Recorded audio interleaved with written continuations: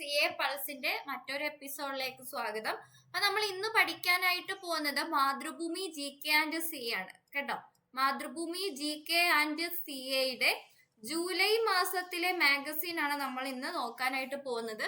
അതിനു മുമ്പ് നമ്മുടെ ടെലഗ്രാം ചാനലിൽ ജോയിൻ ചെയ്യാത്ത ആരെങ്കിലും ഉണ്ടെങ്കിൽ CA പൾസ് CA പൾസ് എന്ന് ടെലഗ്രാമിൽ സെർച്ച് ചെയ്യുക, സ്പേസ് ഇടാതെ സെർച്ച് ചെയ്യണം. CA പൾസ് എന്ന് പറഞ്ഞ ടെലഗ്രാം ചാനലിൽ ജോയിൻ ചെയ്യുക. അവിടെ നിങ്ങൾക്ക് ഇതിന്റെ നോട്ട് അവൈലബിൾ ആയിരിക്കും. നോട്ട് ഞാൻ പിൻ ചെയ്ത് വെച്ചിട്ടുണ്ട്. അപ്പൊ നമുക്ക് ക്ലാസ്സിലേക്ക് വരാം. ആദ്യം തന്നെ യുദ്ധം തുടങ്ങുമോ എന്ന് ഗോൾഡൻ ഡം അല്ലെ. അപ്പൊ നമ്മുടെ ഗോൾഡൻ ഡം എന്താണ്?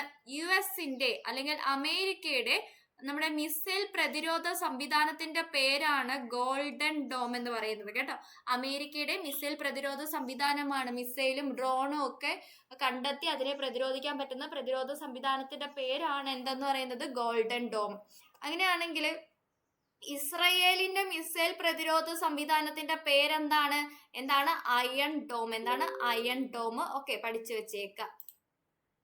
ഇനി നമ്മുടെ 2023 ആഴക്കടലിൽ വെച്ച് പൊട്ടിത്തെറിച്ച് 5 യാത്രികരുടെ മരണത്തിനിടയാക്കിയ ഓഷ്യൻ ഗേറ്റ് കമ്പനിയുടെ ടൈറ്റൻ ജലപേടകത്തിന്റെ ദുരന്ത കഥ ഡോക്യുമെന്ററി ആയിട്ടുണ്ട്. ആ ഡോക്യുമെന്ററിയുടെ പേരെന്താണ്? Titan the Ocean Gate disaster. Titan the Ocean Gate disaster പഠിച്ചു വെച്ചേക്കാം. അതുപോലെ ആർട്ടിഫിഷ്യൽ ജസ്റ്റിസ് എന്ന് പറയുന്ന ഒരു ഡോക്യുമെന്ററി ഇറങ്ങിയിട്ടുണ്ട്. എന്താ പ്രത്യേകത? നമ്മുടെ നീതിന്യായ സംവിധാനത്തിൽ നിർമ്മിത ബുദ്ധി അല്ലെങ്കിൽ ആർട്ടിഫിഷ്യൽ ഇന്റലിജൻസ് കടന്നു വരുമ്പോൾ നീതി നിർവഹണം മെച്ചപ്പെടുമോ അല്ലെങ്കിൽ പുതിയ വിവേചനങ്ങൾ സൃഷ്ടിക്കപ്പെടുമോ എന്ന് ചർച്ച ചെയ്യുന്ന ഡോക്യുമെന്ററി അല്ലെങ്കിൽ ചിത്രമാണ് ഏത്? ആർട്ടിഫിഷ്യൽ ജസ്റ്റിസ് എന്ന് പറയുന്നത്. ഇനി നമ്മുടെ അതിവേഗം വളർന്നു പന്തലിച്ച ഫ്രഷ് വർക്ക്സ് എന്ന് പറയുന്ന സോഫ്റ്റ്വെയർ കമ്പനിയുടെ സ്ഥാപകൻ ആരാണ്? ഗിരീഷ് മാതൃഭൂതം. ഗിരീഷ് മാതൃഭൂതത്തിന്റെ ഓർമ്മക്കുറിപ്പ് വന്നിട്ടുണ്ട്. അതിന്റെ പേരാണ് ഓൾ ഇൻ. ഓൾ ഇൻ എന്ന് പറയുന്നത്. അതുപോലെ ഇത് രണ്ടും പഠിക്കണ്ട, ഇത് രണ്ടും ആവശ്യമില്ല. ഇനി നമ്മുടെ ടെലികോം വാർ എന്ന് പറഞ്ഞ ബുക്ക് ഇറങ്ങിയിട്ടുണ്ട്. അത് നോക്കണം. നമ്മുടെ ഇന്ത്യൻ ടെലികോം വ്യവസായ മേഖലയിലെ വൻ വളർച്ചയും കിടമത്സരങ്ങളും വീഴ്ചകളും ആധിപത്യവും എല്ലാം വിശദമാക്കുന്ന കൃതിയാണ് ടെലികോം വാർ എന്ന് പറയുന്ന കൃതി. ദീപലി ഗുപ്തയാണ് ഇത് എഴുതിയത്. അതുപോലെ ഓണസ്റ്റ് ജോൺ എന്ന് പറയുന്ന ഒരു ബുക്ക് ഇറങ്ങിയിട്ടുണ്ട്. വളരെ ഇമ്പോർട്ടന്റ് ആണ്. നമ്മുടെ ജോൺ മത്തായി, നമ്മുടെ കോൺസ്റ്റിറ്റ്യൂഷൻ എക്കണോമിക്സുമായിട്ടൊക്കെ ബന്ധപ്പെട്ട വ്യക്തിയാണ്. ആര്? ജോൺ മത്തായി എന്ന് പറയുന്നത്. ജോൺ മത്തായിയുടെ ജീവചരിത്രം ഇറങ്ങിയിട്ടുണ്ട്. എന്താണ് പേര്? ഹോണസ്റ്റ് ജോൺ എന്നാണ് പേര്. ഇത് നിങ്ങൾക്ക് വായിക്കാൻ പറ്റുന്നില്ല എന്ന് എനിക്കറിയാം, അതുകൊണ്ട് ഞാൻ എടുത്തു വെച്ചിട്ടുണ്ട്. ബക്തിയാർ കെ ദാദാബോയ് ആണ് ഈ ഒരു ബുക്ക് എഴുതിയത്. ഓണസ്റ്റ് ജോൺ എന്ന് പറയുന്ന ബുക്ക്, ലൈഫ് ഓഫ് ജോൺ മത്തായിയുടെ ജീവചരിത്രം എഴുതിയത് ആരാണ്? ബക്തിയാർ കെ ദാദാബോയ്. പഠിച്ചു വെച്ചേക്ക. ഈ ഒരു വ്യക്തിയാണ് എഴുതിയത്. ഇമ്പോർട്ടന്റ് ആണ്, നോക്കി വെച്ചേക്ക. അതുപോലെ നമ്മുടെ ആകാശഗംഗകളെയും നക്ഷത്രങ്ങളെയും ഒക്കെ ഒപ്പിയെടുത്ത് ലോകത്തിലെ ഏറ്റവും വലിയ ഡിജിറ്റൽ ക്യാമറ. ലോകത്തിലെ ഏറ്റവും വലിയ ഡിജിറ്റൽ ക്യാമറയെ പറ്റിയാണ് പറയുന്നത്. ഏത് ദൂരദർശനിലാണ് ഈ ഒരു ക്യാമറ ഉള്ളത്? ഏത് ദൂരദർശനിലാണ്? ചിലിയിലെ വേരാസി റൂബിൻ. ചിലിയിലെ വേരാസി റൂബിൻ എന്ന് പറയുന്ന ഒബ്സർവേറ്ററിയിലാണ് ലോകത്തിലെ ഏറ്റവും വലിയ ഡിജിറ്റൽ ക്യാമറ ഉള്ളത്. അത് ഗാലക്സികളുടെയും നക്ഷത്രങ്ങളുടെയും ഒക്കെ ചിത്രം പകർത്തി എന്നൊക്കെയാണ് പറഞ്ഞേക്കുന്നത്.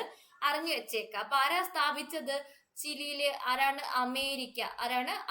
അമേരിക്കയിലെ നാഷണൽ സയൻസ് ഫൗണ്ടേഷനും ഡിപ്പാർട്ട്മെന്റ് ഓഫ് എനർജിയും സംയുക്തമായിട്ട് ചേർന്നിട്ടാണ് ഈ ഒരു ഒബ്സർവേറ്ററി ചിലിയിൽ സ്ഥാപിച്ചത്. ഇനി നമ്മുടെ മണ്ണിന്റെ ആരോഗ്യം കാത്തുകൊണ്ട് കാലാവസ്ഥാ വ്യതിയാനത്തെ അതിജീവിക്കുന്നതിനുള്ള വഴികൾ വിശദീകരിക്കുന്ന ചിത്രം ഏതാണ്? മണ്ണിന്റെ ആരോഗ്യം കാത്തുകൊണ്ട് കാലാവസ്ഥാ വ്യതിയാനത്തെ ചെറുക്കാനുള്ള വഴികൾ പറയുന്ന ചലച്ചിത്രത്തിന്റെ പേരാണ് kiss the ground. Kiss the ground. പഠിച്ചു വെച്ചേക്ക. Kiss the ground. ഇനി നമ്മുടെ ഭൂഗർഭ അറകളെ പറ്റിയാ പറയുന്നത്. ഭൂഗർഭ ബങ്കറുകൾ. നമ്മളിപ്പോ യുദ്ധ സമയത്താണ് ഏറ്റവും കൂടുതൽ ബങ്കറുകളെ പറ്റി ചർച്ച ചെയ്തത് അല്ലെ. ബങ്കറുകൾ അല്ലെങ്കിൽ അതിന്റെ മറ്റൊരു പേരാണ് ന്യൂക്ലിയർ ബങ്കർ. ഭൂഗർഭ ബങ്കർ അല്ലെങ്കിൽ ന്യൂക്ലിയർ ബങ്കർ. ഈ ഭൂഗർഭ ബങ്കർ അല്ലെങ്കിൽ ന്യൂക്ലിയർ ബങ്കർ ഏറ്റവും കൂടുതലുള്ള രാജ്യം ഏതാണ്? ഏറ്റവും കൂടുതലുള്ള രാജ്യം ഏതാണെന്ന് അറിയാമോ നിങ്ങൾക്ക്?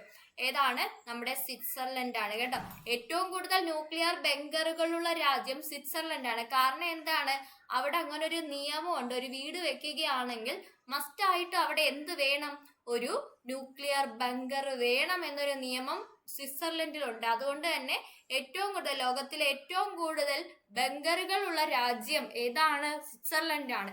2ാം സ്ഥാനത്ത് യൂറോപ്യൻ രാജ്യമായിട്ടുള്ള സ്വീഡനും 3ാം സ്ഥാനത്ത് ഫിൻലൻഡും ആണ് ഉള്ളത്. അപ്പൊ 1ാം സ്ഥാനത്ത് സ്വിറ്റ്സർലൻഡ്, 2ാം സ്ഥാനത്ത് സ്വീഡൻ, 3ാം സ്ഥാനത്ത് ഫിൻലൻഡും ആണ് ഉള്ളത്. ഓക്കെ, പഠിച്ചു വെച്ചേക്കാം.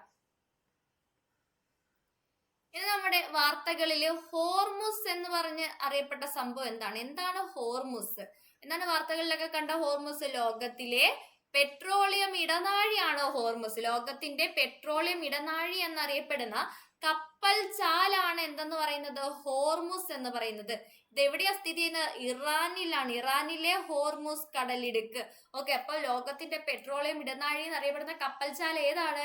നമ്മുടെ ഇറാനിലെ ഹോർമുസ് കടലിടുക്കാണ്. അപ്പൊ നമുക്കറിയാം ഇസ്രായേലിലും ഇറാനുമായിട്ട് സംഘർഷം നടന്നുകൊണ്ടിരിക്കുകയാണ്. അതുകൊണ്ടാണ് ഏറ്റവും കൂടുതൽ വാർത്തകളിൽ ഈ ഒരു കാര്യം വന്നത്.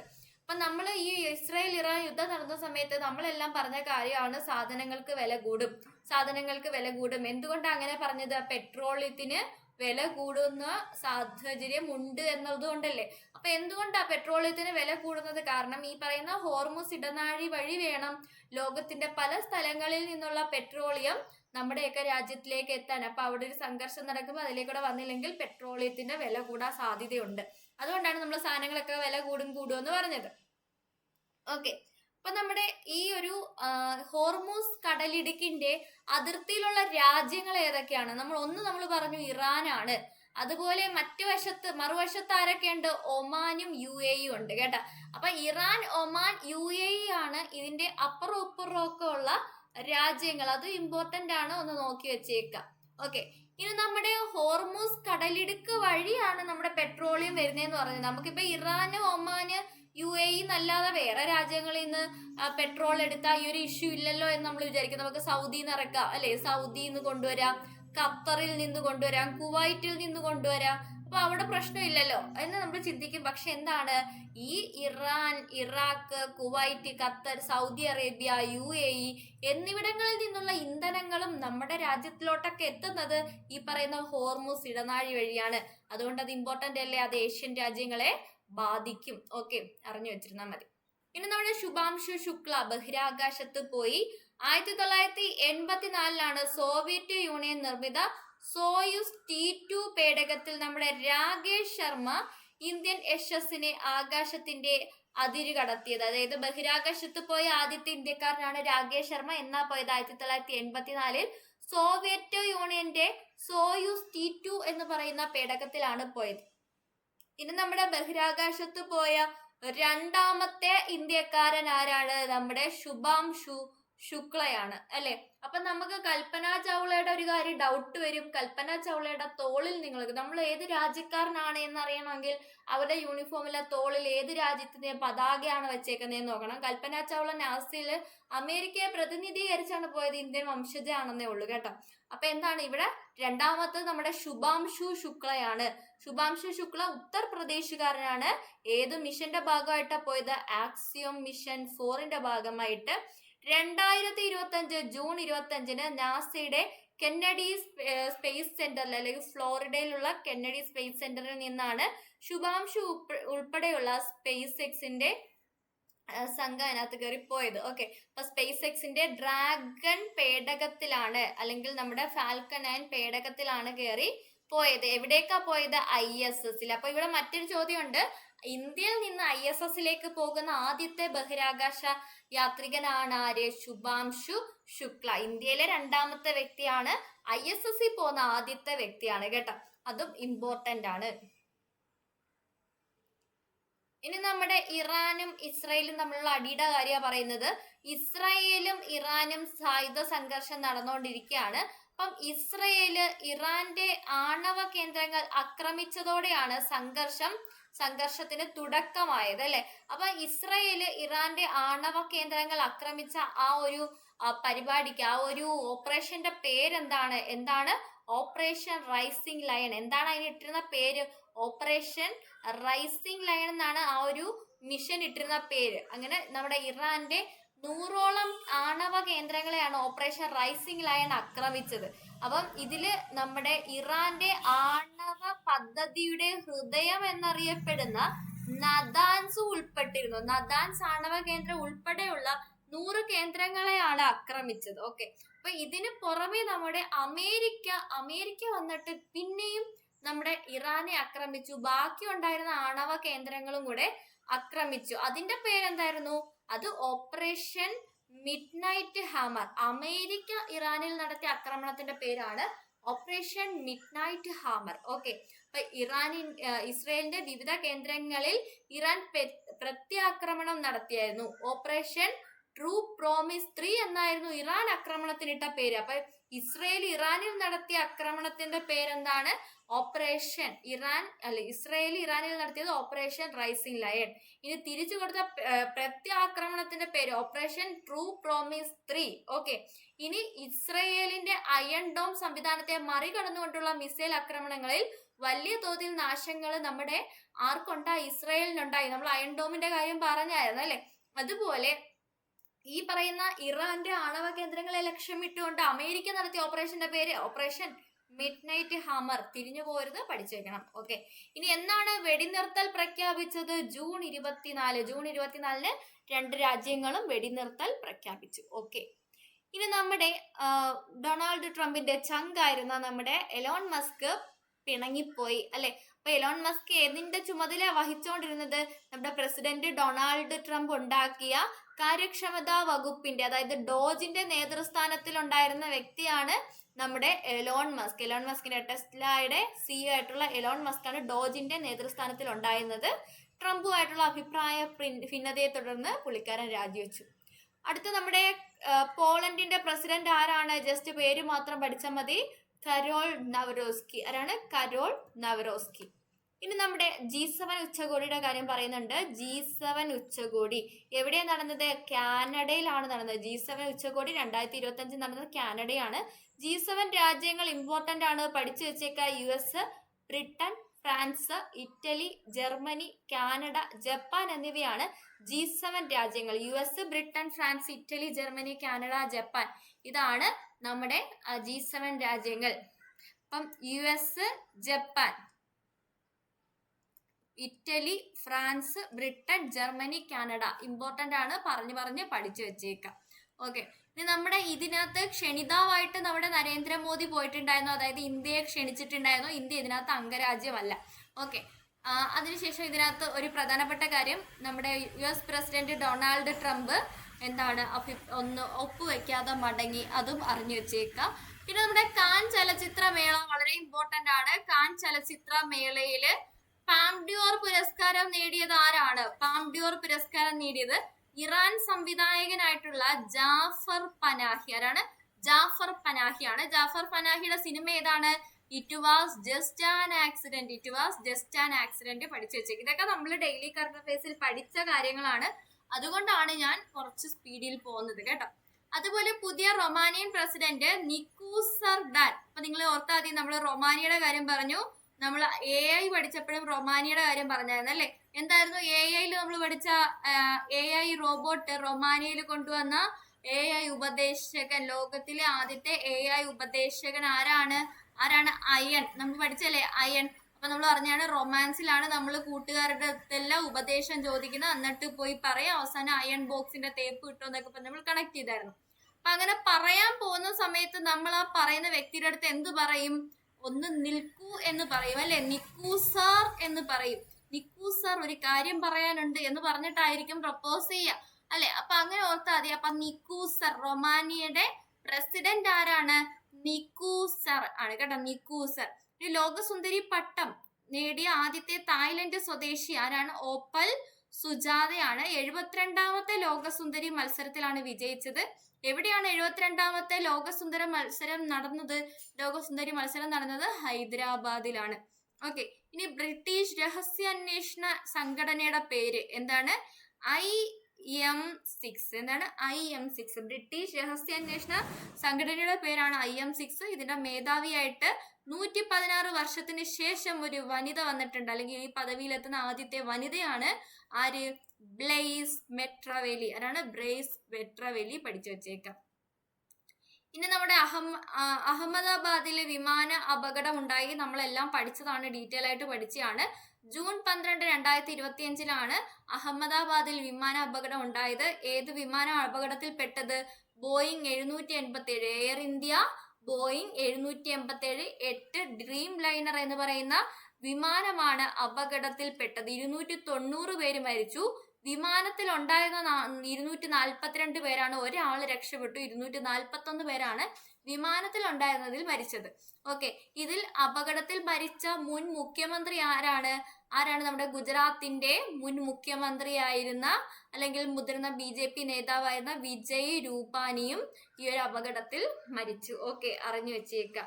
ഇന്ത്യ കണ്ട രണ്ടാമത്തെ വലിയ വിമാന അപകടമാണിത്. അപ്പൊ ആദ്യത്തേത് ഏതായിരുന്നു? 1996 നവംബർ 12 ഹരിയാനയിലെ ചാർക്കി ദാദ്രിയില് സൗദി എയർവേസ് 747 ബോയിങ് വിമാനം കസാക്ക് എയർവേസിന്റെ ഇല്യൂഷനിൽ 276 TD വിമാനവും കൂട്ടിയിടിച്ച് മൊത്തം 349 പേര് മരിച്ചായിരുന്നു. അതാണ് ഇന്ത്യ കണ്ട ഏറ്റവും വലിയ വിമാന അപകടം. രണ്ടാമത്തത് അഹമ്മദാബാദിൽ നടന്ന ഏതാണ് വിമാനത്താവളം? ഏത് വിമാനത്താവളത്തിലായിരുന്നു ഈ ഒരു അപകടം ഉണ്ടായത്? ഇന്നത്തെ കമന്റ് ബോക്സിൽ നിങ്ങൾ കമന്റ് ചെയ്തേക്കാം. ഓക്കെ, ഇനി നമ്മുടെ ലോകം ചുറ്റി ദിൽനയും രൂപയും നമ്മൾ പഠിച്ച കാര്യമാണ്. ഇവര് ചുറ്റിയ ആ ഒരു പായ് വഞ്ചിയുടെ പേരെന്താണ്? പായ് വഞ്ചിയിൽ ലോകം ചുറ്റിറങ്ങിയ 2 വനിതകളാണല്ലേ. ആദ്യ ഇന്ത്യൻ വനിതകളാണ് നമ്മുടെ കോഴിക്കോട് സ്വദേശിയായിട്ടുള്ള ദിൽനയും പുതുച്ചേരി സ്വദേശിയായിട്ടുള്ള രൂപയും. അപ്പൊ മലയാളി ആരാണ്? ദിൽനയാണ്. ഇനി അതുപോലെ ഏതാണ് ആ പായ് വഞ്ചിയുടെ പേര്? INS തരിണി. എന്താണ്? INS തരിണി എന്ന് പറയുന്ന പായ് വഞ്ചിയിലാണ് ഇവർ രണ്ടുപേരും യാത്ര തിരിച്ചത്. അതുപോലെ എന്താണ് ഈ ഒരു മിഷന്റെ പേര്? നാവിക സാഗർ പരിക്രമണ 2ാം പതിപ്പ്, അല്ലെങ്കിൽ നാവിക സാഗർ പരിക്രമ 200 ആ ഒരു മിഷന്റെ ഭാഗമായിട്ടാണ് INS തരിണി എന്ന് പറയുന്ന പായ് വഞ്ചിയിൽ ഇവര് ലോകം ചുറ്റിയത്. ഇവര് നമ്മുടെ പോയിന്റ് നോവോ ഒക്കെ ചുറ്റിയിട്ടുണ്ട്. അപ്പൊ അതൊക്കെ ഒന്ന് അറിഞ്ഞു വെച്ചേക്കാം. ഇനി നമ്മുടെ ചിനാബ് പാലത്തെ പറ്റിയാണ് പറഞ്ഞേക്കുന്നത്. ലോകത്തിലെ ഏറ്റവും ഉയരം കൂടിയ റെയിൽവേ കമാന പാലമാണ് ഏത്? ചിനാബ് റെയിൽ പാലം. നമ്മുടെ നരേന്ദ്രമോദി ഉദ്ഘാടനം ചെയ്തു എന്ന് ജൂൺ 6, 2025. ഇത് ഏത് റെയിൽവേ ലിങ്കിന്റെ ഭാഗമാണ്? ഉദ്ധംപൂർ ശ്രീനഗർ ബരാമുള്ള റെയിൽവേ ലിങ്കിന്റെ ഭാഗമായിട്ടാണ് ചിനാബ് റെയിൽ പാലം വന്നത്. ലോകത്തിലെ ഏറ്റവും ഉയരത്തിലുള്ള റെയിൽവേ കമാന പാലമാണ്. ലോകത്തിൽ ഏറ്റവും ഉയരമുള്ള എത്രാമത്തെ കമാന പാലമാണ്? റെയിൽവേ എന്നില്ല, റെയിൽവേ തന്നില്ല, പകരം കമാനം. ലോകത്തിലെ ഏറ്റവും ഉയരത്തിലുള്ള എത്രാമത്തെ കമാന പാലമാണ് ചിനാബ് പാലം എന്ന് ചോദിച്ചാൽ 16ാമത്തതാണ് കേട്ടോ. ലോകത്തിലെ ഏറ്റവും ഉയരത്തിലുള്ള റെയിൽവേ കമാന പാലം എന്ന് ചോദിച്ചാലാണ് 1ാം സ്ഥാനം വരിക. ഇനി ലോകത്തിലെ ഏറ്റവും ഈ ഉയരം തരാതെ നീളം കൂടിയ എന്ന് ചോദിച്ചാൽ, ലോകത്തിലെ ഏറ്റവും നീളം കൂടിയ എത്രാമത്തെ കമാന പാലമാണ് ചിനാബ് പാലം എന്ന് ചോദിച്ചാൽ അത് 11, നീളത്തിൽ 11. ഓക്കെ, അതുപോലെ ചിനാബ് നദിയുടെ കുറുകെയാണ് അത് നിർമ്മിച്ചിരിക്കുന്നത്. പാലത്തിന്റെ നീളം എത്രയാണ്? 1315 മീറ്റർ ആണ് പാലത്തിന്റെ നീളം. 260 കിലോമീറ്റർ വരെ വേഗത്തിലുള്ള കാറ്റിനെയും ഭൂകമ്പത്തെയൊക്കെ ചെറുക്കാനായിട്ട് ഇതിന് സാധിക്കും. എവിടെ മുതൽ എവിടം വരെയാണ്? റിയാസി ജില്ല മുതൽ ഖത്ര വരെയാണ് കണക്ട് ചെയ്തിരിക്കുന്നത്. ഖത്രയിൽ സ്ഥിതി ചെയ്യുന്ന ഫേമസ് ആയിട്ടുള്ള ക്ഷേത്രം ഏതാണ്? വൈഷ്ണോ ദേവി ക്ഷേത്രം. ഏതാണ്? വൈഷ്ണോ ദേവി ക്ഷേത്രം. പഠിച്ചു വെച്ചേക്കാം. ഓക്കെ, ഇനി 1486 കോടി രൂപയാണ് ഇതിന്റെ നിർമ്മാണ ചെലവ്. ഇനി നമ്മുടെ സെൻസസിനെ പറ്റിയാണ് പറഞ്ഞേക്കുന്നത്. സെൻസസ് 2026 തുടങ്ങി 2027 അവസാനിക്കും. അപ്പൊ എടുക്കാൻ പോകുന്ന സെൻസസ് 2027 സെൻസസ് ആണ് അല്ലെ. ഈ 2027 സെൻസസ് എന്ന ആദ്യഘട്ടം 2026 ഒക്ടോബർ 1 മുതലാണ് തുടങ്ങുന്നത്. 2 ഘട്ടങ്ങളിലായിട്ടാണ് നടക്കുന്നത് അല്ലെ. 2 ഘട്ടങ്ങളിലായിട്ടാണ് നടക്കുന്നത്. 2027 മാർച്ച് 1 മുതലാണ് രാജ്യമെങ്ങുമുള്ള സെൻസസ്, ജാതി സെൻസസും ഇതോടൊപ്പം നടക്കും. അപ്പൊ 2ാം ഘട്ടം 2027 മാർച്ച് 1 മുതലാണ്. രാജ്യത്തെങ്ങുമുള്ള സെൻസസ്, ജാതി സെൻസസും ഒക്കെ ചേർത്തിട്ടാണ് നടക്കുന്നത്. അതായത് സ്വതന്ത്ര ഇന്ത്യയിലെ ആദ്യത്തെ ജാതി സെൻസസ് ആണ് എന്ന് നടക്കുന്ന 2027 നടക്കുന്നത്. അതുപോലെ നമ്മുടെ സ്വതന്ത്ര ഇന്ത്യ എന്നല്ല, അപ്പൊ ഇന്ത്യയിൽ അതിനു മുമ്പ് ജാതി സെൻസസ് നടന്നിട്ടുണ്ടെന്നല്ലേ അർത്ഥം. 1881 ബ്രിട്ടീഷുകാരാണ് ആദ്യമായിട്ട് ജാതി സെൻസസ് എടുക്കാനായിട്ട് തുടങ്ങി, അല്ലെങ്കിൽ ജാതി ഡേറ്റുകൾ സ്വീകരിക്കാനായിട്ട് തുടങ്ങിയത് 1881. ഇത് എന്ന് വരെ ഉണ്ടായിരുന്നു? 1931 അവസാനമായിട്ട് നമ്മുടെ ഇന്ത്യയിൽ ജാതി സെൻസസ് നടന്നത്. പിന്നെ ഇപ്പൊ റീസ്റ്റാർട്ട് ചെയ്യുന്നത് എന്നാണ്? 2026 സെൻസസ് റീസ്റ്റാർട്ട് ചെയ്ത് 2027 സെൻസസിലാണ് നമ്മളിപ്പം പുതിയതായിട്ട് സ്വതന്ത്ര ഇന്ത്യയിൽ സെൻസസ് എടുക്കുന്നത്. ഓക്കെ, ജാതി സെൻസസ് എടുക്കുന്നത്. അപ്പം ഇത് നമ്മുടെ നിലവിൽ ഇപ്പോൾ ഉള്ള സെൻസസ് ഏത് സെൻസസ് ആണ്? 2011 സെൻസസ് ആണ്. 2011 സെൻസസ് പ്രകാരം ഇന്ത്യയിലെ ജനസംഖ്യ 121 കോടിയാണ്. പക്ഷെ നിലവിൽ എത്രയുണ്ട്? 146 കോടിയുണ്ട്. അപ്പൊ സെൻസസ് എടുക്കേണ്ടത് വളരെയധികം ആവശ്യമാണ് അല്ലെ. കോവിഡ് കാരണമാണ് നീട്ടിവെച്ചത്. എല്ലാ 10 വർഷം കൂടുമ്പോഴാണ് സെൻസസ് എടുക്കേണ്ടത്. 2011 കഴിഞ്ഞ് 2021 എടുക്കണമായിരുന്നു, കൊറോണ കാരണം നീട്ടിവെച്ചു. ഓക്കെ, ഇനി അടുത്ത നമ്മുടെ ദുരന്തത്തിൽ കലാശിച്ച IPL വിജയാഘോഷം. നമ്മൾ പറഞ്ഞാണ് ഇന്ത്യൻ പ്രീമിയർ ലീഗ് ക്രിക്കറ്റില് നമ്മുടെ RCB വിജയിച്ചു അല്ലെ. RCB വിജയിച്ചു. അതിന്റെ വിജയാഘോഷം നടത്തിയത് ഏത് സ്റ്റേഡിയത്തിലാണ്? ചിന്നസ്വാമി സ്റ്റേഡിയത്തിലാണ്. എവിടെയാണ്? ചിന്നസ്വാമി സ്റ്റേഡിയത്തിലാണ് ആഘോഷ പരിപാടികൾ സംഘടിപ്പിച്ചത്. അതിൽ തിക്കിലും തിരക്കിലും പെട്ട ആളുകൾ മരിച്ചു എന്നാണ് പറയുന്നത്. 18 വർഷത്തിനെ കാത്തിരിപ്പിനൊടുവിലാണ് റോയൽ ചലഞ്ചേഴ്സ് വിജയിച്ചത്. ഇനി ഇന്ത്യൻ കരസേന മേധാവി ആരാണ്? കരസേനയുടെ മേധാവി ആരാണ്? ഇത് നോക്കി വായിക്കരുത്. ഞാൻ കരസേനയുടെ ഉപമേധാവി അല്ല ചോദിച്ചത്, മേധാവി ആരാണെന്നാണ് ചോദിച്ചത്. മേധാവി ആരാണ്? ദ്വിവേദി. ആരാണ്? നമ്മുടെ ഉപേന്ദ്ര ദ്വിവേദിയാണ് കരസേന മേധാവി. ഉപമേധാവി രാജീവ് കൈ. ഓക്കെ, ദക്ഷിണ വ്യോമ കമാൻഡ് മേധാവി മനീഷ് ഖന്ന. മെറ്റാ ഇന്ത്യയുടെ മേധാവി ആരാണ്? അരുൺ ശ്രീനിവാസ് ആണ്. ഇനി അടുത്തിടെ അന്തരിച്ച പ്രധാനപ്പെട്ട വ്യക്തികളാണ്. ഒന്നാമത്തെ ഇമ്പോർട്ടന്റ് വ്യക്തിയാണ് വാഗ്മീക് താപ്പർ എന്ന് പറയുന്നത്. ഇന്ത്യയുടെ ടൈഗർ മാൻ എന്നാണ് ഇദ്ദേഹത്തെ അറിയപ്പെടുന്നത്. അപ്പൊ ആ പേരിൽ നിന്ന് തന്നെ നമുക്ക് കിട്ടി എന്താണ്? പരിസ്ഥിതി പ്രവർത്തകനുമായിരിക്കും, അതുപോലെ കടുവകളുടെ സംരക്ഷണത്തിന് വേണ്ടി പ്രവർത്തിച്ച വ്യക്തിയായിരിക്കും അല്ലെ. അപ്പൊ ഇന്ത്യയുടെ ടൈഗർ മാൻ എന്നറിയപ്പെട്ടിരുന്ന വ്യക്തി വാഗ്മീക് താപ്പർ. 2025 മെയ് 31 ഇദ്ദേഹം അന്തരിച്ചത്. ഓക്കെ, ജൂൺ 6 നമ്മുടെ ചിനാവ് പാലം തുറന്നേണ്ടെന്ന് നമ്മുടെ തെന്നല ബാലകൃഷ്ണൻ അന്തരിച്ചു. ജസ്റ്റ് അറിഞ്ഞു വെച്ചിരുന്നാൽ മതി. പുള്ളിക്കാരൻ നിയമസഭാ അംഗമായിരുന്നു, രാജ്യസഭാ അംഗമായിരുന്നു, MLA ആയിരുന്നു, അങ്ങനെ കുറെ മേഖലകളിലൊക്കെ നിന്നിട്ടുണ്ട്. ഇനി ഫ്രെഡറിക് ഫോർസെത്ത് ജൂൺ 9 അന്തരിച്ചു. ബ്രിട്ടീഷ് നോവലിസ്റ്റ് ആണ്. ഇദ്ദേഹത്തിന്റെ കൃതികൾ മാത്രം ഒന്ന് നോക്കി വെച്ചേക്കുക. The day of the jackal, the day of the jackal, the Odessa file, the dogs of war, the devil's alternative. ഇത്ര ആരുടെ കൃതികളാണ്? ഫ്രെഡറിക് ഫോർസെത്തിന്റെ കൃതികളാണ്. അപ്പൊ ഇത്രയും നമ്മൾ കഴിഞ്ഞ ക്ലാസ്സിൽ പഠിച്ചിട്ടുള്ള കാര്യങ്ങളാണ്. ടെലഗ്രാമിലെ ക്ലാസ് അറ്റൻഡ് ചെയ്തവര് റിവിഷൻ ആയിട്ട് കാണുക. അല്ലെങ്കിൽ ഞാൻ നിങ്ങൾക്ക് ടൈം ഇട്ടിട്ടുണ്ട്, അതിന് ശേഷമുള്ളത് കണ്ടാലും മതിയാവും. ഓക്കെ, ഇനി അടുത്ത നമ്മുടെ പ്ലാസ്റ്റിക്കിന് നിയന്ത്രണം. കേരളവുമായിട്ട് ബന്ധപ്പെട്ട ന്യൂസ് ആണ്. ജൂൺ 17 വിവാഹ ചടങ്ങുകൾ, ഓഡിറ്റോറിയങ്ങൾ, ഹോട്ടലുകൾ, റെസ്റ്റോറന്റുകൾ, കേന്ദ്ര സംസ്ഥാന സർക്കാരുകളുടെ ഔദ്യോഗിക പരിപാടികൾ എന്നിവിടങ്ങളിലും 10 മലയോര വിനോദസഞ്ചാര കേന്ദ്രങ്ങളിലും ഒറ്റത്തവണ ഉപയോഗിക്കുന്ന പ്ലാസ്റ്റിക്കിനെ നമ്മുടെ ഹൈക്കോടതി വിലക്ക് ഏർപ്പെടുത്തി. ഓക്കെ, അപ്പൊ ഒക്ടോബർ 2 അത് പ്രാബല്യത്തിൽ വരുന്നത്. അപ്പൊ കേരളത്തില് പൂർണ്ണമായിട്ട് ഇങ്ങനെയുള്ള ഫംഗ്ഷനുകളിലൊക്കെ പ്ലാസ്റ്റിക് ഉപയോഗിക്കുന്നത് നമ്മുടെ ഹൈക്കോടതി വിലക്ക് ഏർപ്പെടുത്തി. എന്ന് മുതലാണ് പ്രാബല്യത്തിൽ വരുന്നത്? ഒക്ടോബർ 2 മുതലാണ് പ്രാബല്യത്തിൽ വരുന്നത്. ഓക്കെ, എന്തിനൊക്കെ വിലക്ക് ഏർപ്പെടുത്തി അതൊന്നും നിങ്ങൾ നോക്കേണ്ട കാര്യമില്ല, ജസ്റ്റ് വായിച്ചു കിട്ടുന്നാൽ മതി.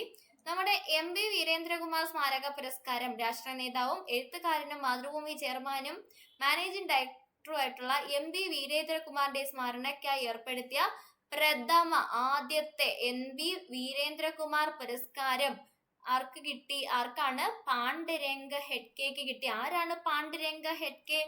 നമ്മുടെ പരിസ്ഥിതി സംരക്ഷകനായിരുന്നു. ഏത് പ്രസ്ഥാനവുമായിട്ട് ബന്ധപ്പെട്ട വ്യക്തിയാണ്?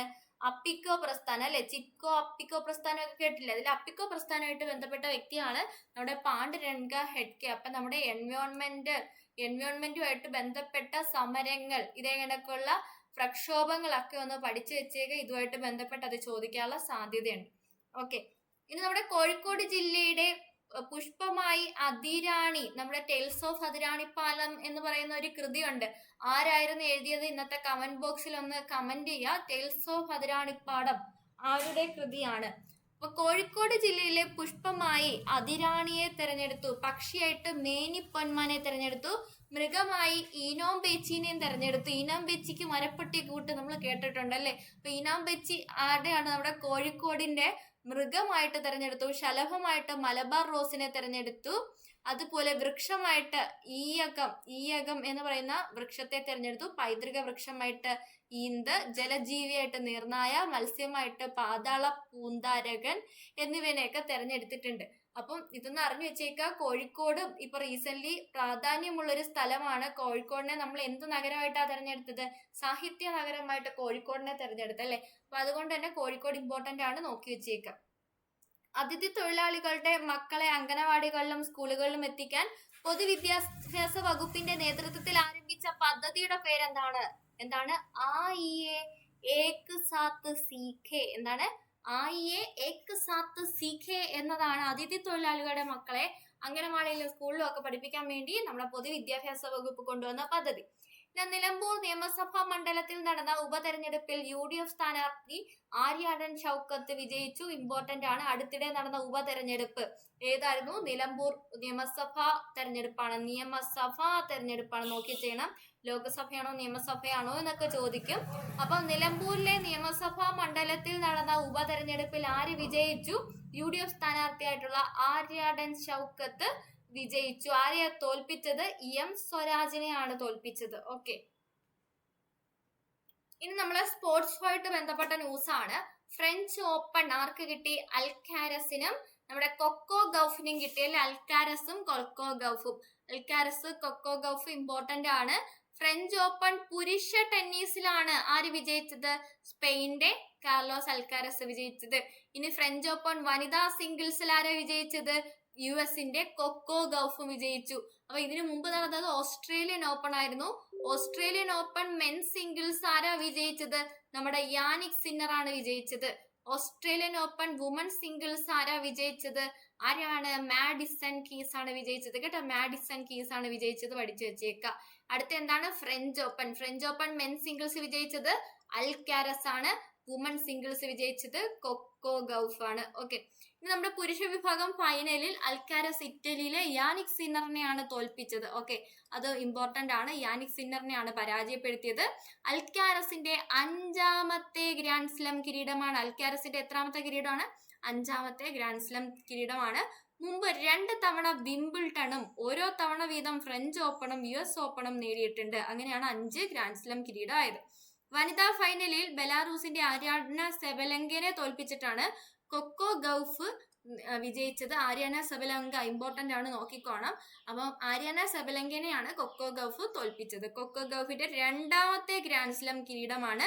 2023 US ഓപ്പൺ നേടിയിട്ടുണ്ട് നമ്മുടെ കൊക്കോ ഗൗഫ്. ഓക്കെ, ഇനി നമ്മുടെ IPL റോയൽ ചലഞ്ചേഴ്സ് വിജയിച്ച കാര്യം പറഞ്ഞു. IPL-ന്റെ 18ാമത്തെ സീസൺ ആണ്. ഇന്ത്യൻ പ്രീമിയർ ലീഗിന്റെ 18ാമത്തെ സീസണിൽ ആദ്യമായിട്ട് നമ്മുടെ റോയൽ ചലഞ്ചേഴ്സ് ബാംഗ്ലൂർ വിജയിച്ചു. പഞ്ചാബ് കിങ്സിനെയാണ് പരാജയപ്പെടുത്തിയത്. എത്ര വിക്കറ്റ് അല്ലെ എത്ര റൺസിന്? 6 റൺസിനാണ് പരാജയപ്പെടുത്തിയത്. 18ാമത്തെ സീസൺ ബാംഗ്ലൂർ കിരീടം നേടി. ഓക്കെ, ആരാണ് നമ്മുടെ ടൂർണമെന്റിന്റെ താരം? ക്രൂണൽ പാണ്ഡ്യ ആയിരുന്നു ടൂർണമെന്റിന്റെ താരം. രജിത്ത് പടിദാർ ആദ്യ സീസണിൽ തന്നെ ടീമിനെ കിരീടത്തിലേക്ക് നയിക്കാനായി. അതുപോലെ 15 മത്സരത്തിൽ നിന്ന് 750 റൺസ് നേടിയ ഗുജറാത്ത് ടൈറ്റൻസ് താരം സായി സുദർശൻ റൺവേട്ടയ്ക്കുള്ള ഓറഞ്ച് ക്യാപ്പ് നേടി. ഓക്കെ, അപ്പൊ സായി സുദർശന് ഓറഞ്ച് ക്യാപ്പ് കിട്ടി. 15 മത്സരത്തിൽ നിന്ന് 25 വിക്കറ്റ് നേടിയ ഗുജറാത്ത് ടൈറ്റൻസിന്റെ ബൗളർ ആയിട്ടുള്ള പ്രസിദ്ധ് കൃഷ്ണ പർപ്പിൾ ക്യാപ്പും നേടി. ജേതാക്കൾക്ക് 20 കോടി രൂപയാണ് സമ്മാന തുകയായിട്ട് കിട്ടുന്നത്. ഇനി ചാമ്പ്യൻസ് ലീഗ് ആർക്ക് കിട്ടി? ചാമ്പ്യൻസ് ലീഗ് നമ്മുടെ PSG നേടി. യുവേഫ ചാമ്പ്യൻസ് ലീഗ് കിരീടം നേടുന്ന ആദ്യ ഫ്രഞ്ച് ക്ലബാണ് ഏത്? PSG.